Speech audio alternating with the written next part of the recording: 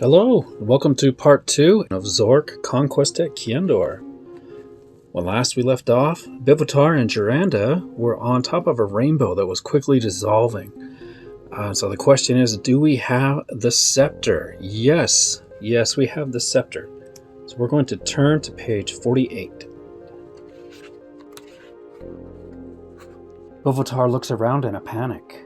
We'll never make it back down in time, and if we fall, we'll be killed in the rapids at the bottom of that waterfall. Jeearr has a sudden inspiration. The scepter! Remember how it gave off that rainbow of colors when you waved it? It might have some magical powers. Try waving it over the rainbow. Bivotar holds the scepter out at arm's length and waves it slowly back and forth several times. At first, nothing seems to happen. Then a ripple races along the entire length of the rainbow, and Bivotar drops the scepter. It plummets into the river, but a moment later the rainbow hardens into a comfortable walking surface. It worked! Jeearr shouts. Yes, but I wish I hadn't dropped that scepter. Well, let's hope we won't need it again. They continue along the rainbow, eventually reaching a cave opening in the wall of the cliff. Clambering inside, Jeearr points out how lucky they are. We never could have made it up here without that rainbow. I'd better turn on the lamp now, comments Bivotar. The light reveals a tunnel leading farther into the cliff wall, sloping gently downwards. They begin walking down the tunnel, and as their footsteps echo in the passage, dust and pebbles fall from the roof of the tunnel. The roof doesn't look too sturdy, Bivotar points out. It's just loose dirt. Don't make any loud noises. After a few more minutes of walking, the passage turns a corner. Bivotar and Jeearr stop in fright, beholding a fearsome-looking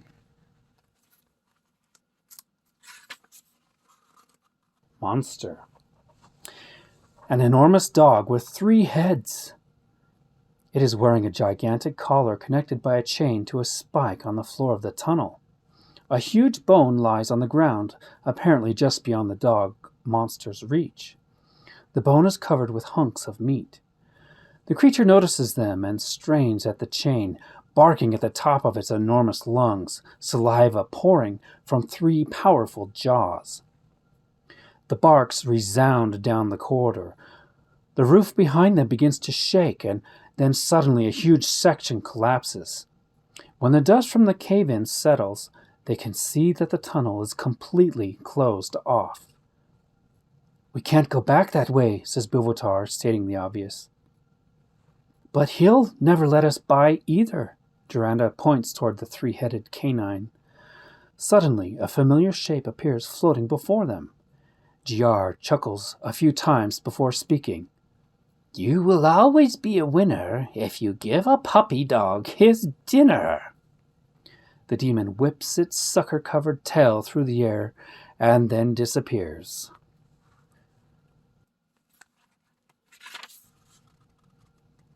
The dog monster strains against its chain, which makes ominous creaking noises, as though the metal were about to snap. What do you suppose that riddle means? Asks Bivotar. I don't know, Jeearr responds. Does it matter? We're trapped between the cave-in and that monster. We'd better use our glass bead and return to the castle before the dog thing breaks its chain and makes mincemeat out of us. Perhaps Logormithor will have an idea on how we can continue, she adds. Should we use the magic bead and return now to the castle Zork? Go to page 53. Or stay and tackle the 3-headed dog. Go to page 58. Well, I think we've got the clue we need to help the dog. We're going to turn to page 58.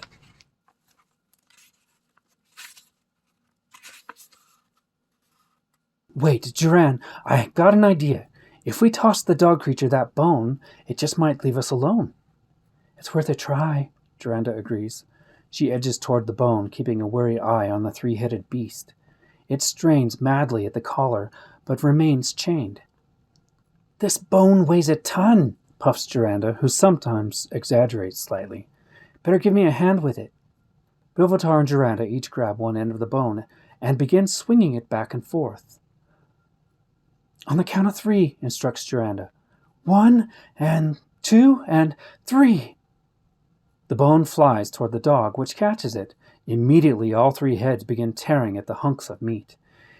In just a matter of seconds, the entire bone is picked clean. 6 eyes focus on Bivotar and Jeearr, and in a wild frenzy, the creature leaps toward them, snapping the chain. "Look out! It's loose!" screams Bivotar. "Run!" "Run where? The cave-in!" They close their eyes, expecting to be torn apart by the canine teeth. And a second later, 3 rather large and wet tongues begin slobbering all over them. The creature's tail wags furiously back and forth with doggish joy, creating a mighty wind. "Why, it's just an overgrown puppy," says Bivotar, scratching one of the heads between its ears. The dog whines with pleasure and wags its tail even faster. "Enough!" cries Jeearr, pushing away a tongue the size of a throw rug. "Let's get going. I see a doorway ahead." They leave the 3-headed dog behind.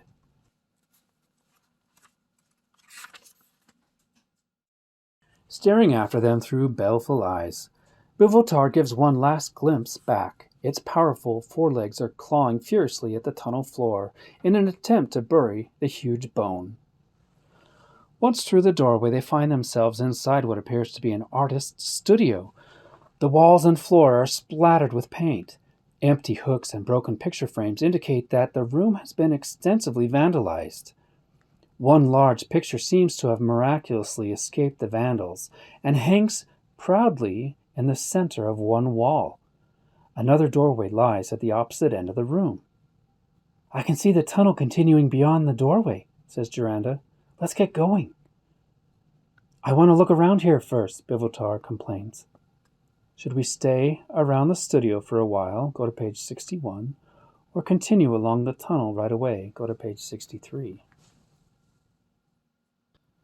Let's look around the studio. We're going to go to page 61. "Okay, let's have a look around," agrees Jeearr. "Do you have anything in mind?" "Well, aren't paintings often used to hide safes and things like that?" Jeearr snaps her fingers. "Good thinking, Biv. Let's have a look behind it." They approach the painting, which depicts an orange-colored hot air balloon sailing over a wooded area. They lift the heavy painting off the hook and place it on the ground. The wall behind the painting is featureless, except for the same spatterings of paint that covered the rest of the room. "Oh well," sighs Jeearr. "It was worth a try." "Right," Bivotar agrees, adding, "Nothing ventured, nothing gained. Anyway, let's get moving again." Go to page 63. As Bivotar and Jeearr continue down the long tunnel, it makes several winding turns and starts sloping sharply downward. A distant roar, like the sound of rushing water, echoes faintly down the passage.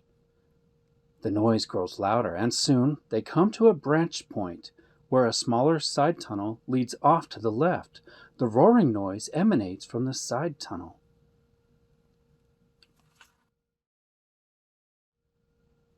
"I think we should check out that smaller passage," says Bivotar. Investigate the small side passage as Bivotar suggested. Go to page 65. Ignore the side passage and continue down the main passage. Go to page 70. All right, Bivotar, we'll check out the small side passage. We're going to go to page 65. They enter the side tunnel, ducking slightly because of its lower ceiling. The side passage ends just a few steps later, opening into a huge, high-roofed cavern. A mighty waterfall cascades down the far side of the cavern, forming a swirling pool which pours into a huge hole in the cavern floor. A rectangular object in the center of the cavern glints in the light of the lantern. The noise of the pouring water is overwhelming, reverberating around the cavern, shaking the walls, vibrating through their heads. Almost instantly after entering the cavern, Bivotar and Jeearr clamp their hands over their ears and dash back out. Bivotar almost drops the lamp in his haste to escape the overpowering noise. "Whoa!" Jeearr exclaims once they are back in the relative quiet of the main tunnel. "I've never heard anything so loud in my life." "Now I know what the expression 'too loud to think' means," adds Bivotar. "Did you see something on the floor in there?" "Yes," says Bivotar with excitement. "It looked like a block of metal." Based on the color, I'd say it was a bar of platinum or silver. That might come in handy later. You never know when you're going to have to strike a bargain with some greedy gnome or something. I'm not going back in there, at least not without some heavy-duty earmuffs. Did you find the scroll with the silence spell on it? Go to page 68. If not, go to page 70. Did we find a scroll with a silence spell? I don't think we did. I don't recall getting a scroll with silence. So we're going to go on to page 70. It's too bad. We probably needed whatever was in there. Bivotar and Jeearr leave the roar of the side tunnel behind and continue down the main passage. The tunnel, already sloping steeply downward, begins sloping more and more.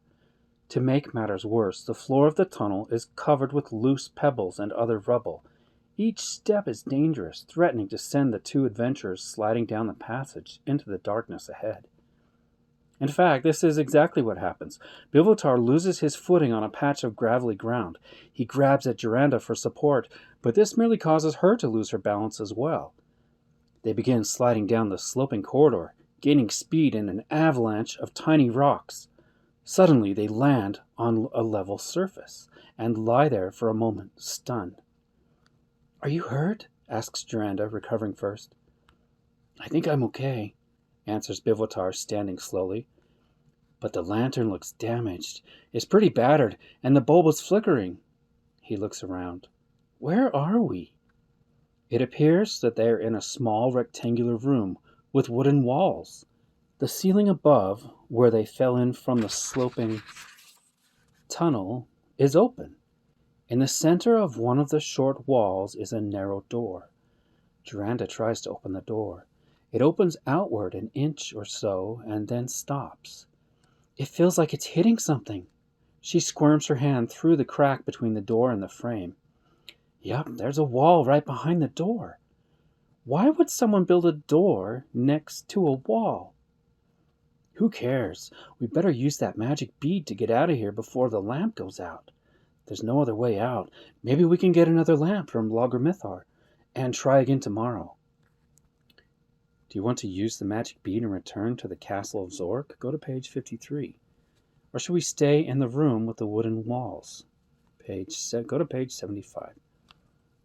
No, we're going to stay here. We'll see what happens. We'll go to page 75. "Let's not give up so easily," says Jeearr, walking slowly around the perimeter of the room. She knocks on one of the longer walls. It sounds hollow, like there's just air on the other side. It feels pretty flimsy also. "Can we break through it?" asks Bivotar. "Let's try." Jeearr bangs harder against the wooden wall. "Ouch! No, I don't think it's thin enough to break." "Let me try," says Bivotar. He runs towards the wall, throwing all his weight against it. He bounces off and lands on the floor, gently massaging his shoulder. "I think I'm going to have a doozy of a black and blue mark." "Biv, when you hit the wall, it looked like the whole room turned a little bit. If we could get the room to turn 90 degrees, then the door would open into the space beyond the hollow panel." "That's silly, Jeearr. You can't turn a room, and you can't walk on a rainbow. Now stand up and help me push on this wall." Looking slightly contrite, Bivotar helps Jeearr push the wooden panel. Nothing seems to happen. "I told you so," begins Bivotar. "Let's just try it once more," begs Jeearr. They try again, pushing on the wall as hard as they can. Slowly, the room begins to turn. After the first few inches, it begins to swing more easily. "That should be enough," says Jeearr. "Let me try the door again." It opens, revealing a somewhat circular area dimly lit from above. "Good thing there's light ahead," comments Bivotar. "The lamp is just about to go out." Click goes the lamp as it sputters and dies. Bivotar and Jeearr enter the circular area. It is a wide ledge extending about halfway across a vertical cylindrical shaft. The walls of the shaft are smooth and shiny, not like the work of human engineering, but as though a tremendous heat had melted the very rock of the walls. The shaft extends upward with light filtering down from above and descends into inky blackness. Of more immediate interest is an unusual item on the ledge in front of them. It begins with a straw basket, large enough for several people to stand inside. A metal frame is attached to the top of the basket. A giant bag of orange cloth, apparently empty, lies draped over the side of the basket. The mouth of the bag is affixed to the metal frame. Hanging from the metal frame just under the mouth of the bag is a metal receptacle about 2 feet square and 1 foot deep. Lying on the ground next to the basket is a small pile of wood. Near the wood is a small box labeled matches. "The walls look weird," says Bivotar, running his hand over the smooth surface. With the usual lack of warning, Jeearr appears, floating in the center of the shaft beyond the ledge. "One of nature's quaint surprises is that hot air always rises." The demon floats upward into the shaft and slowly fades out of sight. "Look, you can see the sky up above," Jeearr points out, indicating a tiny circle of blue far overhead. "You know where we are?" exclaims Bivotar suddenly. "This is the bottom of an old volcano, one that probably hasn't erupted for centuries."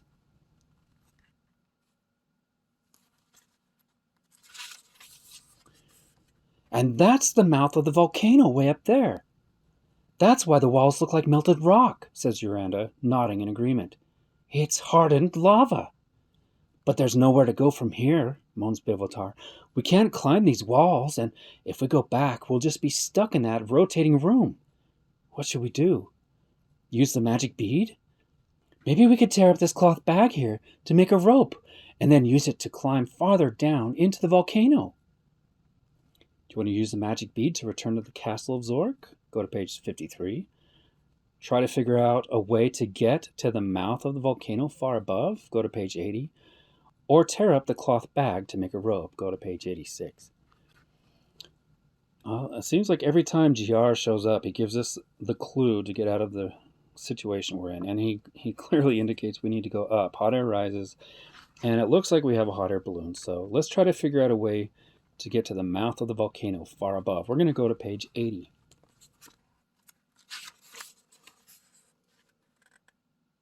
Bivotar studies the basket bag object for a moment. Suddenly, his eyes light up. "I know what this contraption is. It's a hot air balloon." "Right! We can use the wood here to build a fire in the receptacle, which will fill the bag with hot air and lift the basket up out of the volcano." Bivotar quickly dumps the sticks of wood into the receptacle, and Jeearr strikes a match and touches it to one of the smaller pieces. In a flash, the other stacks catch fire as well. The bag begins to billow outward and expand. "Quick, get into the basket," says Bivotar, as it begins to float off the ground. They scramble into the basket. A moment later, the balloon twitches and begins rising majestically up the lava tube of the volcano. They rise swiftly through the dormant volcano and soon emerge out of the mouth into a cloudless, sunny sky. A brisk wind immediately begins sweeping the balloon away from the volcano's mouth and over a lush forest below. Distant mountains with jagged peaks swing into view over the curve of the earth. The forest ends, revealing a wide grassland between it and the fast-approaching mountains. "I think we should try to land the balloon," cautions Bivotar.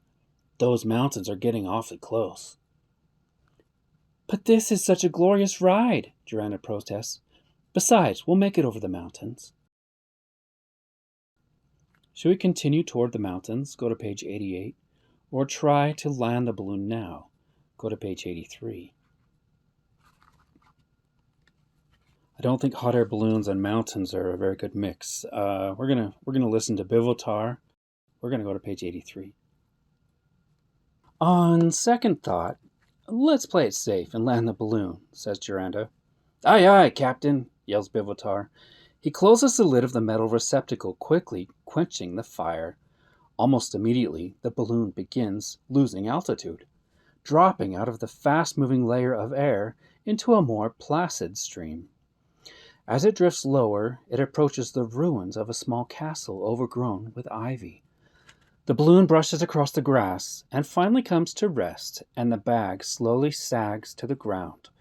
Bivotar and Jeearr climb out of the basket and walk toward the ruined castle. The castle is nearly covered with overgrowth, and many of the walls are starting to crumble.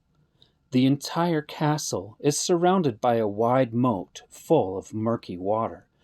Occasional bubbles break the surface of the moat. A narrow drawbridge of extremely rotted wood crosses the moat. Lying in the grass near the end of the drawbridge is a canvas sack. While gazing at the ruined castle, the demon Jeearr appears in the air before them, seeming almost transparent in the bright sunlight.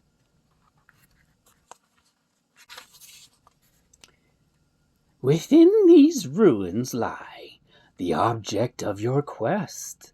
But to cross the moat you must pass one final spelling test.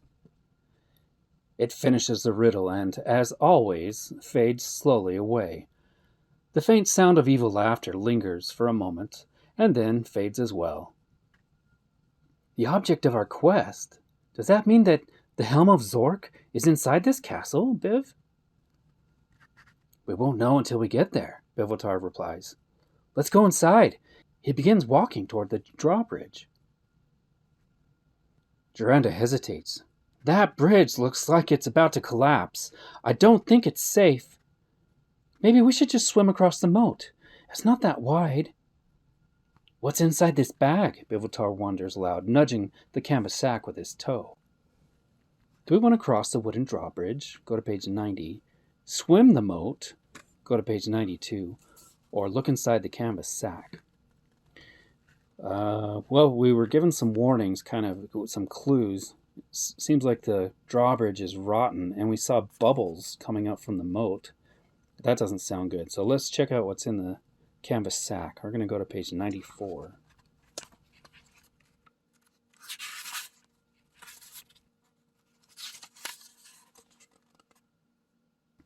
Bivotar opens the canvas sack and looks inside. It's a parchment scroll with some writing on it, he tells Jeearr, and begins to read. He looks up a moment later. It's a magic spell that allows the spellcaster to leap tremendous distances. According to the instructions, it can be used on 2 people as long as they are holding hands. We could use the spell to leap across the moat. Jeearr hesitates. It sounds ridiculously dangerous to me. I say we forget about the spell and just swim across the moat. Or use the drawbridge. Do we want to cross the drawbridge? Go to page 90. Swim across the moat. Go to page 92. Or use the magic leaping spell. Go to page 96. We're going to use the magic leaping spell. 96. Bivotar and Jeearr argue for a while about the relative merits of the drawbridge versus swimming. Eventually they realize that all their opinions involve a certain amount of danger, and they decide that they might as well try the magic spell. Grasping Jeearr's hand tightly, Bivotar recites the words of the spell. Valtus, Herdlo, Soria, Boundic, Breep. A tickling feeling of energy spreads through their legs. Before they even realize that anything has happened, they are soaring in a graceful arc through the air over the moat. Higher and higher they climb, sailing over the crumbling ramparts of the castle and finally descending into the castle's courtyard. They land gently amidst the rubble. What a blast! Cries Bivotar. Jeearr nods in agreement and begins to look around. It'll take a while to explore this place. Let's split up and search around and then meet back here in 10 minutes? Bivotar agrees with Jeearr's suggestion, and they head off in separate directions to explore the ruins. A few minutes later, they meet back at the courtyard. I found a whole bunch of neat things, says Bivotar. This stepladder was in a closet, and I came across this explosive in the armory. He holds up a brick of clay-like material with a fuse protruding from it. And in one of the bedrooms I found this scroll with instructions for a magic spell that shrinks you down to the size of an insect. Jeearr looks slightly downcast. All I found was a stupid letter opener and a doormat. Hey, cheer up. They might be useful, says Bivotar without much conviction. We've been all over every part of the castle except that tower, says Jeearr, pointing to the one turret still standing. If the helm isn't up there, then it's not here anywhere. Then let's head up there and find out. They climb a narrow, winding stair within the tower, lugging the items they found while searching the castle. At the top of the stair, they discover a wide landing. Rats scurry away in the dim corners of the landing. At the far end of the landing is a heavy wooden door. Bivotar tries to open it. Locked, he says with disappointment. They study the wooden door. A small window, barred with iron, is set into the upper part of the door. There is a large gap under the door, perhaps 2 inches between the bottom of the door and the floor. Above the door is a glass transom, which looks as though it can be opened from this side. Jeearr tries looking through the keyhole, but it seems to be blocked by something. However, by standing on his tiptoes, Bivotar is just able to see through the grated window. There's a golden helmet in there, Bivotar tells Jeearr. It must be the Helmet of Zork. It's absolutely dazzling. It's resting on a pedestal in the center of the room. There's a mirror on the far wall of the room. I can see myself peeking through the window, and I can see what's blocking the keyhole. The key is in the keyhole on the other side of the door. We've got to get past this door, Biv. Try to figure out a way to get through the locked door, keeping in mind the items found while exploring the castle. When you think you have a way, turn to the next page. Well, I think Jeearr has probably the best thing we need for getting this key. She's got a little letter opener and, what was it, like a welcome mat? So we could slide the welcome mat under the gap in the door and use the letter opener to push the key out. And it'll fall onto the welcome mat, and then we pull the welcome mat back to our side of the door, and we got the key. Well, let's see if that works. Turn to the next page. Do we want to use the ladder to reach the glass transom? Go to page 101. Use the doormat and letter opener to get the key from the other side of the door. Yeah, that's what I want to do. That's page 104. Or we could use the shrinking spell to get under the door. Go to page 108. Or use the explosives to blast down the door. Go to page 110. If you couldn't think of a way to get through the blocked door, go to page 112. Well, let's try using the letter opener. We are going to go to page 104. We're going to continue this in the very next video, so I hope you'll join us for the next video. If you like this, give me a thumbs up. I'd appreciate it, and it'd help out the channel. But we'll continue with right where we left off in the next video. Thank you.